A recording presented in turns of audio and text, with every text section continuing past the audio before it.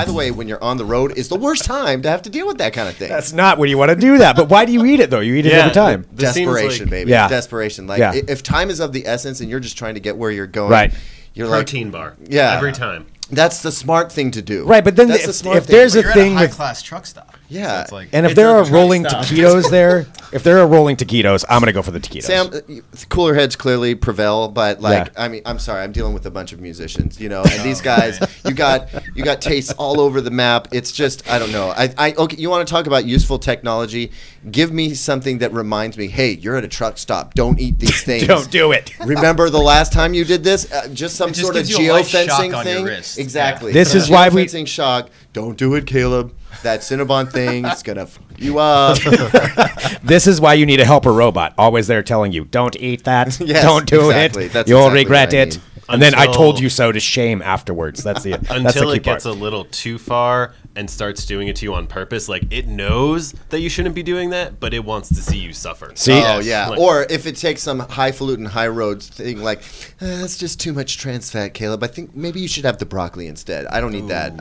I don't need that in my life. Girlfriends and moms for that, and I don't need a robot doing the same thing. All right, this may have to be our discussion to wrap up the show today. But hello, everyone. This is Trends with Benefits. This is our weekly Roundtable Tech podcast here at Digital Trends, where we talk about the trending tech topics of the day or gas station food. And we do have a lot to get to today. So we're broadcasting live on Facebook, Twitch, Periscope, and YouTube, in addition to being a podcast, of course, which we want you to subscribe to the podcast. But if you're watching live, we have a lot of interaction we want to get today because we have some big questions that need to be answered. And I'm going to go through our topics here in just a second, but I also want to tell you this.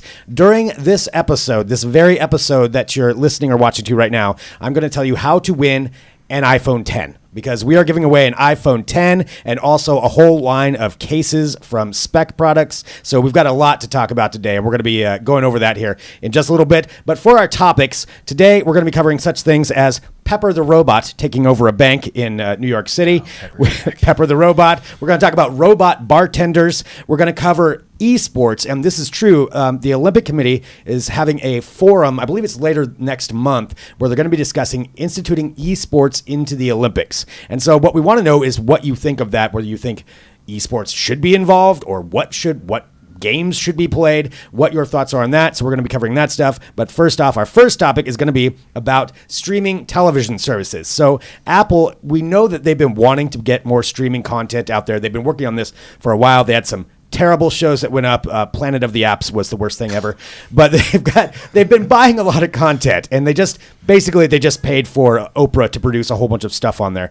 And the rumor right now is that they're going to be bringing out a bundled service that will be not only original TV content, but also music and news in order to combat Netflix and Amazon Prime. We want to know what you think of that, and would you subscribe to that? Or is it just one too many?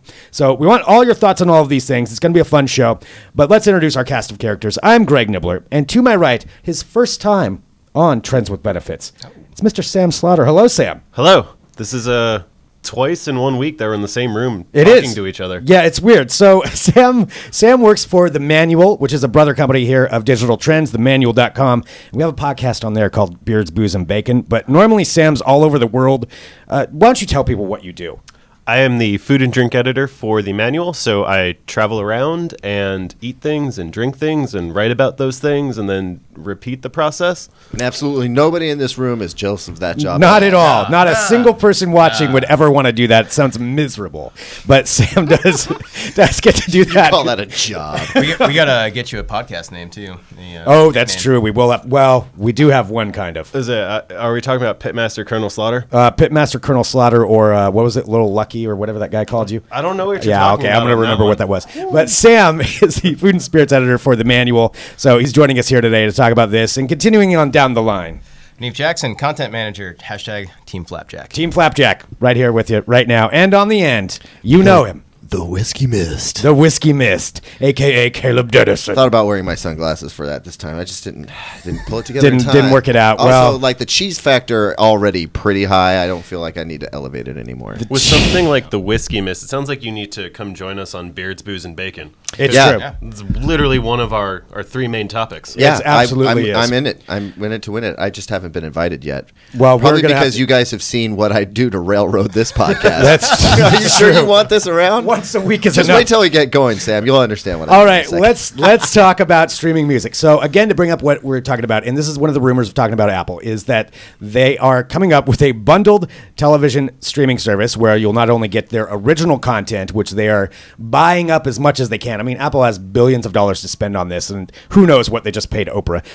But they are going to be having streaming content. They're going to have, supposedly with this, you would also get music, and you would also get some kind of news organizations that would come along with this, which is a lot of things to put together. Obviously, depending on the price, that's where we would be at, but they want to position themselves to compete with Netflix and Amazon. And so would you pay for this? And that's the question that we're putting out here, and I'm seeing some comments already coming in. Ozza just says no. Courtney says, too many streaming services. I already have Netflix, Amazon, and cable. It's bad enough that I'll have to get Disney service. I don't need any more. A lot of point. no's Yeah, and I too many tend to streaming agree with services. that one. Okay, Hanif, what do you think about this? No, it's just too many, right? It's like sometimes I forget when I forget that I'm subscribed to something until I get the notification that I paid for it on my phone. I'm like, oh wait, that's right, I'm still signed up for that. Yeah. So one more is just one more too many, I think. One too many. Yeah. So, Caleb, I can see you're already rubbing your head. Yeah, give me Caleb's already. I just need a I'm second. going to give Caleb a second. Sam, let's I- talk to you. Now, you're on the road a lot. Do you subscribe to a lot of streaming television services, or do you have time? I do, but it's cobbled together between friends and I. I'm sure I'm just outing myself on that, but like we each have each other's passwords, and like one person pays for one, and we all share. That's a good idea. Yeah. Because then I also use my parents' cable access to get all of the like TV right. shows and sports. You use what you can. That's like the 21st century equivalent of living in your mom's basement. I feel like. Yeah. Okay, I don't actually mean. I'm Wait, okay with that. and I'm just fine with that. You know what? So We're all you hear jealous what of his job Sam's was? job. yeah, I'll be down there with all of my whiskey, thank you. yeah. So- you know what? Fair and touche. So, would you subscribe to an Apple service? No, No. And why not? because I already have all the other ones. Because there's already too many, and that's one of the problems I think there is. There's just so much content out there. You know, what is Apple going to be able to do to draw you in that would make you want to do that? And I'm just seeing that from a lot of the comments. A lot of no's coming I in. think it's nothing. I definitely don't think it's an Oprah show. I mean, first of all, Yeah, an this Oprah is show's only- not going to bring you in. Just like the Apple TV 4K for itself it's only really appealing to people who are already kind of part of Apple's ecosystem. Which is a lot, though. There's I mean, a lot of people. there's a ton of them. But so by buying this magazine distribution company, they have Mm-hmm. the ability to, like they say, bundle up news, music, and and TV/movies all in one place. Yeah. But I don't feel like those all-in-wonder bundles do anything more for us than getting our cable, internet and phone all They through still one offer the place. phone. It just feels like a one-stop shop for a bunch of stuff I don't need. Yeah, that you're not gonna And use. honestly, that's not the interface I see me or anybody else using to get their news. You know what I mean? That's not how you do it. Let's face it, we use our phones for most of this stuff. In fact, most younger people just watch TV on their phones or the tablets. They never put it up on a big screen. Yeah. If you're using Apple's, service through your iOS device, I don't know, maybe some people end up using it. But you asked that question, and I had to work so hard to care because, Yeah, I mean, and that's true. and I think that resonates with a lot of other people. Yeah. And we're already having trouble with other, like, let's just take live streaming TV, for instance. Another headline that hit today was Sling TV raising Right. their price for their Orange package by $5. And their reason there was like, this stuff costs money, and rights to these TV stations only ever goes up. So, we got in there. We got it to you super cheap to begin with. Now it's time that we're going to have to start raising prices because guess what? ESPN/Disney is charging us through the nose for their precious channel. Yep. They managed to get it for us Yeah. because streaming sports was like the linchpin for a lot of people. You That's give why them streaming I sports, actually just they'll get canceled in. mine Right. because of the increase. So- Yeah, and I mean it's unfortunate because Sling TV is a pretty decent live TV streaming service. They got a lot going on for them, and I use it. Although fair disclosure, I use it because I get it for free as a reviewer's account. I Wow. don't want people Yeah. thinking that that is my one of choice. Although if I had to pick between PlayStation View, DirecTV Now, and Sling TV, It'll have to take a second, but I think Sling TV is the one that I end up going with. Well, and that's for live streaming television alone, which is almost an entirely different category compared. That's to, if you want to get rid of cable, right? Yeah. So somebody just Well, said if you they want have live- Netflix and Amazon and their cable, and that's enough subscriptions. Well, just remove your cable or satellite subscription and go throw for that. Sling TV in there. I mean, for me, I just think I just don't know what Apple could do as far as content-wise to get me to subscribe to that. They're super behind, and they're not like a Google or Amazon who has this service thing already figured out. They're already delivering all this stuff. Well, and that's the other thing too. Yeah, you're right. I mean, just the service alone. Granted, Apple has so much money; they should be able to buy whatever they want. Just buy it from somebody else. I mean, they could buy Netflix right now if they wanted to. It's one thing to they have buy that kind of money. technologies and build something. It's another thing to get other people to buy into it. You know, and I don't know that they have. It's. For a long time, we speculated maybe Apple's going to make an actual television, and they're not because that's not a business that they want to be in. It's not lucrative, first of all. It's a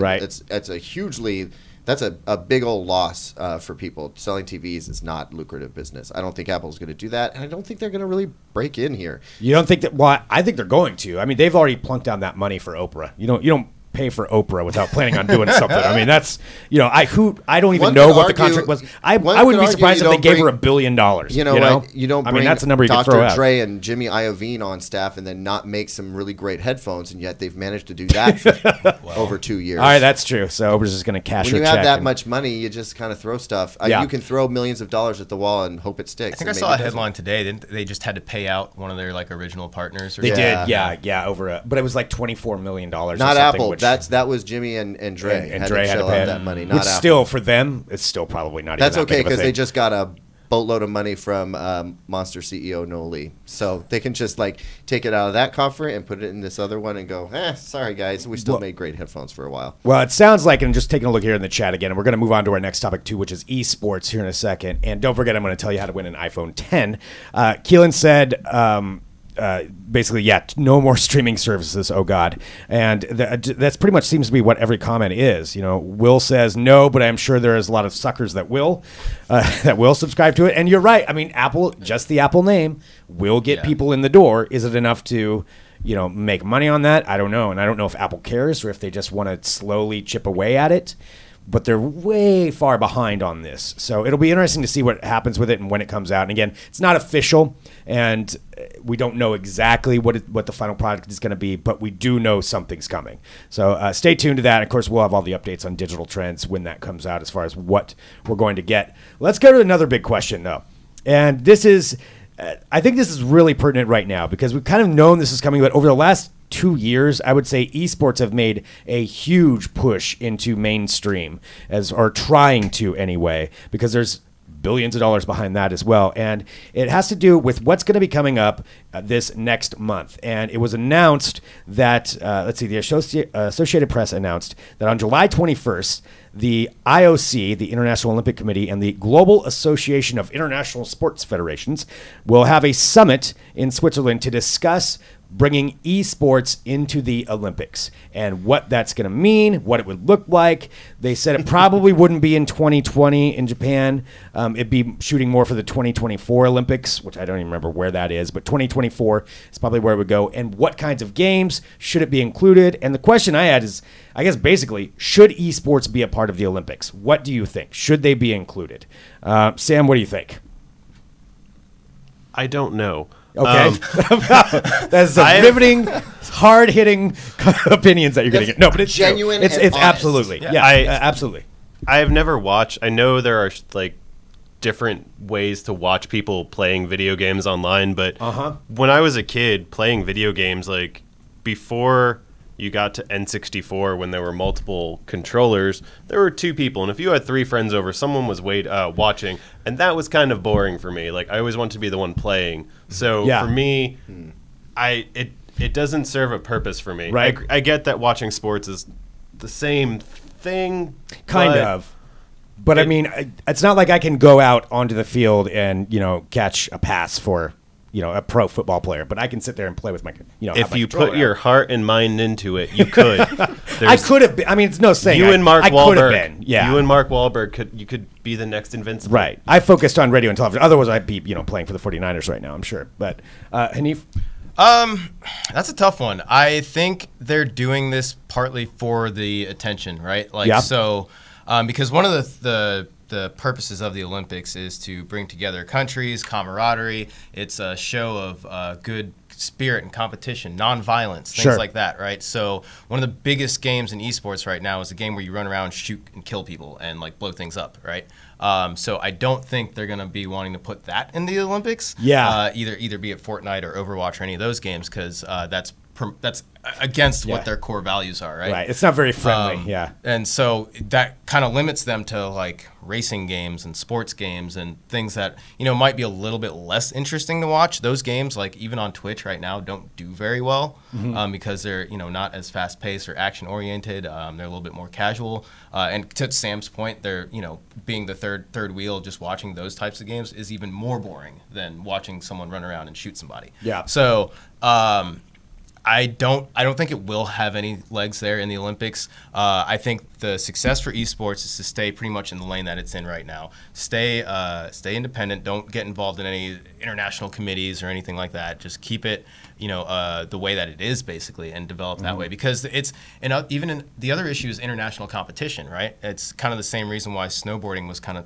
slow to get into the Olympics, right? Because they were worried that there weren't going to be enough countries to be able to compete. Right, and then with esports, there's already certain countries that are just wiping the board. Right. But that being said, Shanghai for Overwatch, they didn't win a single game. So, you know, who's to say? I think it's a good exploratory exercise, if you will. But I don't see this getting any legs at all. Well, I'm bringing that up. I'm just taking a look in the comments here. Courtney just said people thought snowboarding shouldn't be in the Olympics. Things change, and that's true. Things do change on it. Although that at least is a physical sport, and I don't know if that's derogatory to say that it's a physical sport. I mean, yes. Well, they'll gaming, they'll make the argument, and I do think it's valid because there are physical stressors like you know these the I guess you call them esports athletes now. They spend long ranges of hours practicing, training, if you will. Sure. There's often issues with back cramps and the typical things where you're sitting in these extended positions for a really long time. Even bladder issues in some cases. So is it not physical? Yeah, I would say so to a degree, but not like throwing yourself down a mountain on a snowboard. So you being an avid gamer and streaming gaming here at Digital Trends, you're saying they should stay separate. I think so. Okay, Caleb. So I'm kind of old school, in that I see the Olympics as a place where, we compete for athletic achievement, where you reach beyond the normal boundaries of physical prowess. Right. You jump higher, you run further, you ski faster, you swim faster. It requires physical fitness. Yeah. I guess would be a big part of that, and I really just have a tough time. With the idea that, maintaining a larger or an enlarged bladder for a longer period of time is along the same lines as being able to butterfly, for 800 yards, right. And absolutely cream the competition. Although apparently they're all emptying their bladders while they're in there because they've said that before. Oh, goodness. That in those pools. Yeah, it's true. Wow. That's Learning apparently what they're doing in there. every day. Yep. Yeah.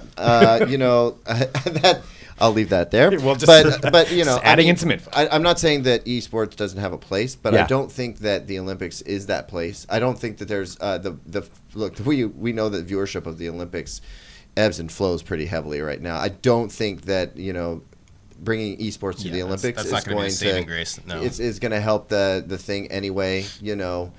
Although I will say, I see doping being harder for esports athletes than others. So, I don't know. Maybe it'll clean up the whole organization. I do want to bring up Paolo on YouTube just said, this is crazy, people. What's next? Testing for thumb-enhancing drugs. So there we go. See? So Paolo's got it. Dawn, though, there's some other points, though, that bring up. The Hunt says, how physical is curling? Good point. It's not that fair. Physical. But so you can make an argument that there's a great deal of strategy that could come in, because that's the other thing. Right. There's strategic games. There are. Is chess part of the Olympics still? I can't remember. Or it used to be at one point. I don't know if it still is, but I'm sure there's more examples of something like that. As Keelan says. I want to bring that one up. Yeah. I always like that one, like curling, because it's like, these people aren't necessarily the most physically fit people. They definitely are No. not. No, So, they drink beer. I mean, if you're going to make that argument too, right? Although they're fun to watch. I mean, What about cornhole? No, In the I'm deadly Olympics? serious. We've talked about this. Cornhole Yes, we is have. like a growing thing. Yeah. And, I mean, cornhole, curling, very close in terms of like your need to be physically fit. I mean, there's a strategy, there's a skill, So like, I am. don't know. I'm participating in a cornhole league tonight. I kid you not. There So you go. clearly, I could be an Olympic athlete. You're in a league. Yeah, huh? I mean, I'm in a league. I probably shouldn't have admitted that. No, I think that's gold, Greg. Can I come watch? Yes, absolutely. Yeah. I mean, if you want to, be intimidated. Juliana just said, Juliana says, well, shooting is already an Olympic sport, and that's true. So, I mean, there's lots of different ways, and another point here just being that's a friendly competition. So how rigid do we want to be on this? Do we want to open up the Olympics to more people participating? Just having this discussion, though, I'm interested to see what kind of arguments are made by the esports folks on getting in there. What kinds of arguments are made against it by the naysayers, right, like in the fields, the people who really have skin in the game, literally and figuratively. I really want to see what they have to say about this, because who is to say what is an Olympic sport and what isn't? Yeah, and that's true. And we've got The a couple IOC. of yeah, yeah, totally. How much money you have? That's pretty much it. I mean, with that much money, it may end up being in there regardless. We do have a couple of great articles at Digital Trends too right now. One about that summit, but also another thing that Luke Dormel just put up. It's Techie Sports. We will be all watching the not so distant future. I'm talking about esports, but Bionic Olympics is some of the listings. Drone racing. That's another one I could see making it to the Olympics. Drone racing for sure. Self-driving car racing. Robot fighting. Robot fighting. I'm in. Yes, robot fighting. I think we can all agree we want to see robot fighting. Yeah, it was around and then it went away. Right? Yeah, because Japan and the U.S. had that big mega bot battle that was supposed to happen, but then it was pre-recorded, and I don't think it was quite as amazing as everybody thought it would be. But yes, I want to see robots fighting each other 100%. I want to see a robot, one of those giant ones with a T-shirt on that pulls it off Hulk Hogan style to just reveal a red, white, and blue stars and bar, like full Patriot style. Eagles come out of it. I will crush you. Yes. Okay. And as it's being noted, robot fighting is esports. Yeah. All right. Fine. Sure. Well, we've got a lot of stuff up at Digital Trends to talk about that, but I want to start talking about robots. However, we need to discuss what our amazing giveaway is. And so what's happening right now here at Digital Trends is leading up to Prime Day, Amazon Prime Day. We're going to be doing some different giveaways every week. So every Thursday here on Trends with Benefits, we'll be announcing another giveaway. And we have tons of Prime Day coverage, and that's when Amazon's going to have amazing deals. And here at Digital Trends, we got a whole bunch of people out there that'll be searching for it for you. So we'll have coverage all at digitaltrends.com. And for these giveaways, we've got awesome stuff. And right now, kind of in honor of the World Cup going on right now, we have an amazing giveaway from Spec Products it's this. We're giving away an iPhone 10. An unlocked iPhone 10, an actual $1,000 value iPhone 10 that is being given away. And in addition to that, we have 6 Presidio World Grip cases from Spec Products. So these cases are designed for like different countries' colors. We have England, France, Spain, Germany, Brazil, and Mexico. 6 different cases, and the cases are just awesome in general, even if you're not supporting one of those countries. The cases, you can drop them up to 10 feet, which is good for me because I break my phones all the time. And so we've got those 6 cases and the iPhone 10. You can go to digitaltrends.com/giveaways and enter right there to win it. Seriously, it's a $1,250 value. So all you have to do is go there, digitaltrends.com/giveaways, and enter in your info and win that. So let's talk about some robots, though. So Pepper has been a frequent topic on this show, Pepper the robot. And if you've seen it, it's kind of the innocent-looking robot that Japan, it's been used in Japan for several things, as far as being a greeter at different stores. There was a story last year of a drunk man who attacked Pepper and kicked Pepper. Was that you, Sam? I have not been in. No, He wasn't. No. Were you in Japan? Last year? Yeah. Yes. Okay, so we will not say Sounds who it suspect. was. Somebody may have attacked Pepper, but so Pepper is designed. It's by SoftBank, and it's designed to kind of greet and take over some kind of rudimentary tasks that people normally have at businesses to speed things up and make it easier. Well, now it's being brought to the U.S. It's at HSBC Bank in New York. And Pepper is going to be performing tasks such as providing information about financial products and services, educating customers about mobile banking, and explaining options for customer support, and then also directing them towards the staff that they need to go to when you walk in. Apparently, it will also tell jokes and pose for selfies and do dances for you. So this is the start of Pepper infiltrating the United States. The video showcasing Pepper is pretty ridiculous. But nonetheless, I think more and more things like this are going to start happening as robots take over some jobs that, they don't have to pay anybody to do it, honestly. Good or bad, that's what they're going to do. What do you guys think about what do you think about the Peppers of the world? Sam? This robot looks like it's out of that one movie from a few years ago where the robot takes over and kills everyone. All of them, you mean? Yes, all of them. Yeah.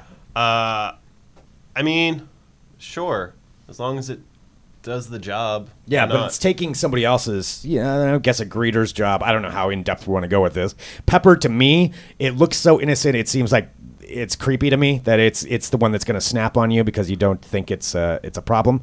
But that's also paranoia playing in. Hanif, what do you think? Oh, my opinion. Every time I'm on here, I am at the height of paranoia with all of this. The robots will take over. I've been warning you all since I've been on this podcast. You can click back on the previous episodes. Yeah. Whenever I'm on here, I say the same thing. Yeah. They are taking over. Yeah, leader of the human revolution when the robots take over. Hanif, right here. I said it. I warned you all. I'm having so much trouble caring. Like, I don't.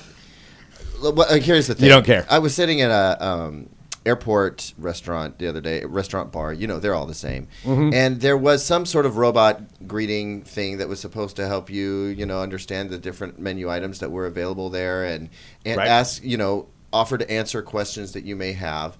And it's just so slow and inefficient and clunky, and it's screwed up all the time. And invariably, the people just ended up having to drag down a person and try and get an answer from them anyway. Mm-hmm. Right. Like, I suppose that if you refine the technology to the point where that it does just a really great job and it actually does save a bunch of time, right. and you're basically having it do a job that's really hard to justify like a decent wage for, mm-hmm. Then okay. I guess, so long as it works, kind of like what Sam was saying. Like, if it works, then I don't need it. But here's the thing: they're trying. I never understood why they're trying to humanize the experience so much. Like, I get just the same experience from a screen as I do, with sensors. Does it need to have eyeballs and a need to have little eyeballs mouth? and a face and a mouth and arms, and I don't want to high five it like they had in the video. I don't want to high five a robot. Yeah. Really, I could go to OMSI and high five a robot if I want to. Right. But like. Are you more likely to drunkenly kick a kiosk or a robot that's waving at you? I guess I'm just feeling extra sensitive these days to the amount of money that is poured in to stuff that we just don't need, that doesn't help us. Yeah. Like, and that most people don't want in a lot of cases. Like Sonic Pickle Slushes. Find out on themanual.com how bad the new Sonic Pickle Slush is. That sounds terrible. That sounds awful. Sorry, had to. No, that's I like okay. pickles and I like slushies, but I do not want a pickle slushie. Well, and a couple of comments coming in. Keelan says, Pepper would totally gut you and softly announce which of your organs it's currently removing. I agree wholeheartedly. Yeah, I agree with that too. Edward says, I welcome our robot overlords. So, I mean, I think it's going to happen regardless. And just kind of like the last discussion I want to have is robots taking over human jobs. And we've discussed about the journalism side of it before and where robots are going. But Sam, since you're on here, being a food and spirits editor and going around sampling drinks all over the place and being an expert on that, how do you feel about robot bartenders?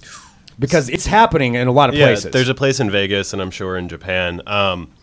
I am against those, and it gets at what you were saying, where it's taking away a very specific job. And for me, it's the hospitality industry, it's the service industry. Being able to sit down at a bar and talk to a bartender is one of my great joys in life. Like, not only are they, they've got stories, they're people, like you can have an interaction with them that a robot will not do.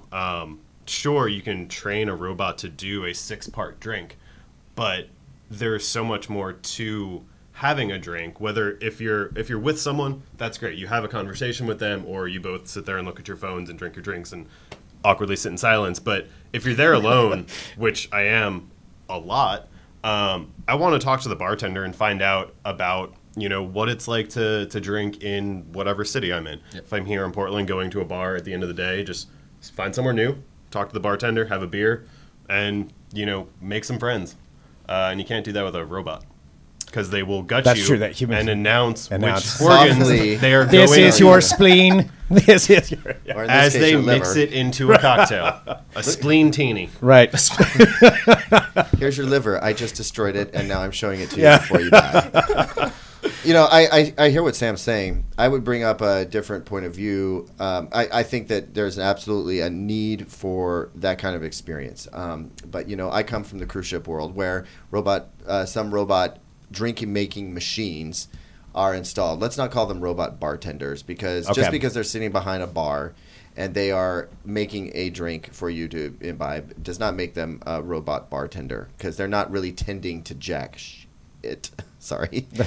I can never You really remember. tried. I don't know what that was. I think you didn't believe it. You just stretched it out longer. That's fine. So anyway, but listen, let's face it. A cruise ship is kind of an ugly place of consumerism in that there are a bunch of people on board who do not need a conversation with their vodka 7 or their rum and coke. These are really, really simple drinks that require zero artistry. They can be broken down to a very simple mixture of elements that can be squirted out of tubes and basically handed with a robot hand. Like, here is your thing. I put this together for you. Right. And I mean, that accomplishes. It's more than a premix that sits around and gets gross in a vat. Which I've got experience with as well, having worked in a Mexican restaurant as a bartender. You just squirt the margarita mix out of the gun. It just magically comes from somewhere. And who knows when that's been cleaned? Yeah, and but for these simple drinks where these people just want their booze so they can keep their high going while they're sitting out by the pool, like they're going to be able to get that faster than they can from an overworked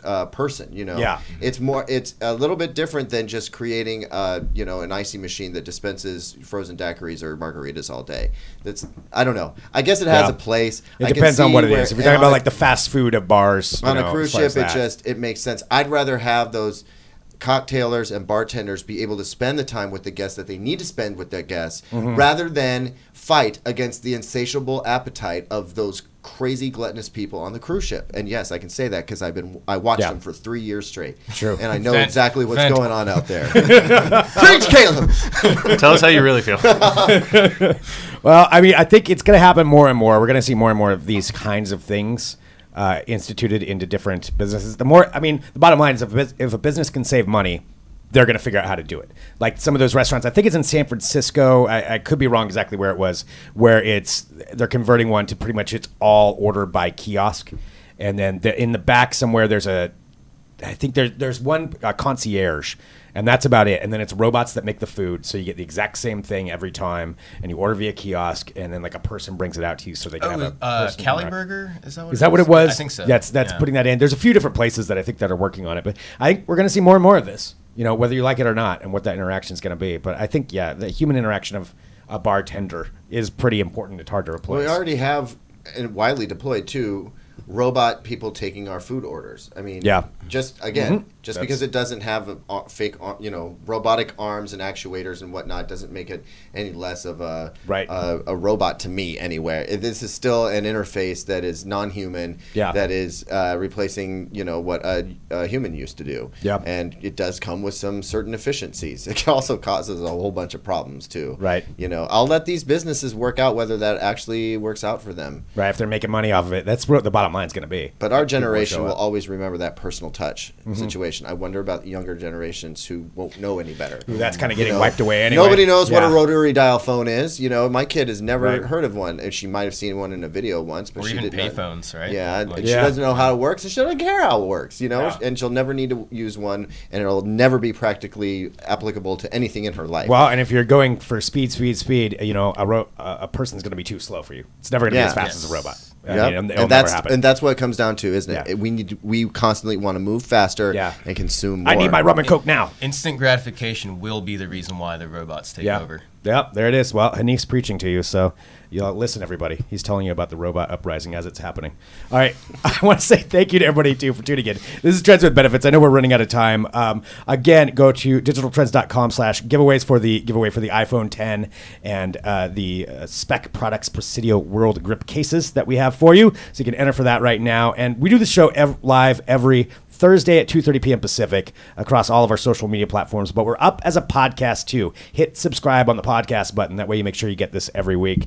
And thank you guys for joining us. Sam, thanks for stopping by here. It's rare that you're in Portland. So where can people go to read more of your writings about spirits and food? All of our stuff is on the manual, so it's www.themanual.com, and our podcast is Beards, Booze, and Bacon, which comes out every Thursday and which we record on Wednesdays. Absolutely. Yeah, we just put up an episode from yesterday that was recorded at, was put up today, recorded at Reverend Nat's Hard Cider. So Beards, Booze, and Bacon, hit subscribe on that too. And then tomorrow's Between the Streams, so lots of stuff for you to catch up on. Don says we need a longer show. Well, thank you, Don. I appreciate that, but catch us next week then, live Thursday, 2:30 p.m. Hit subscribe on the podcast button. Send us an email, podcast@digitaltrends.com. Thanks for watching. We'll be back next week with another episode. So Cinnabon's latest abomination. Let's get back to the big Bring it right back to it. That one, boy. Woo, he was holding it.